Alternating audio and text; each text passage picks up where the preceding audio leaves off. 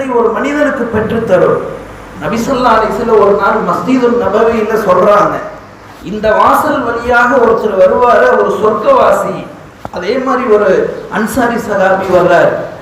மறுநாளும் சொல்கிறார்கள், முதல் நாள் யார் வந்தாரோ அவரே வர்றார். மூன்றாவது நாளும் சொல்கிறார்கள், இந்த வாசல் வழியா வர்றவர் சொர்க்கவாசி. மூணாவது நாளும் முதல் 2 நாட்கள் யார் வந்தாரோ அதே அன்சாரி சஹாபி வர்றார். இப்ப இதை கேட்ட ஒரு சஹாபிக்கு ஒரு ஆச்சரியம், அப்படி அவர் என்ன செய்கிறாரு, அவருடைய அமல் என்ன, அதை தெரிஞ்சுக்கணுமே. போனாரு, போய் சொன்னாரு, எனக்கு எங்க அத்தாவுக்கு பிரச்சனை, ஒரு 3 நாள் உங்களோட உங்க வீட்டுல தங்கிக்கிறேன்.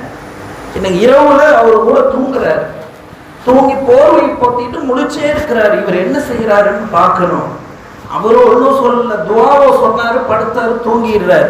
காலையில ஃபஜ்ர் வட்டானோன்னு எந்திரிக்கிறாரு, ஃபஜ்ர் தொழுகைக்கு வர்றாரு. 3 நாளும் இதுதான்.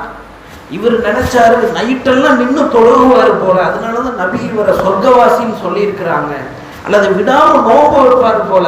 அவர் இடத்துல அப்படியெல்லாம் எதுவும் இல்லை. சாதாரண எல்லாரும் செய்யற மாதிரி இரவுல தூங்குறாரு, ஃபஜ்ருக்கு எந்திரிக்கிறாரு, தொழுது வர்றாரு, அவ்வளவுதான். 3 நாள் முடியுது, அவர் அந்த வீட்டை விட்டு வெளியே வரணும், அந்த மாதிரி ஒரு சூழ்நிலை.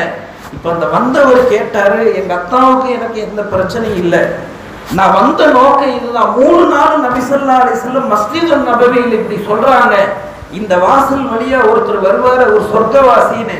3 நாள் நீங்க தான் வந்தீங்க, அப்படி நீங்க என்ன அமல் செய்யறீங்கன்னு சொல்லி தெரிஞ்சுக்கிறதுக்காகத்தான் நான் வந்தேன். அவர் சொன்னாரு, நீங்க பார்த்ததுதான், அது இல்லாம வேற எந்த அமலும் என்கிட்ட இல்லை. இருந்தாலும் சொன்னாராமா, 2 தன்மைகள் என்னிடத்தில் இருக்கிறது. முதல்ல சொன்னாராமா, நான் யாரை பற்றியும் தவறான எண்ணம் கொள்வது கிடையாது.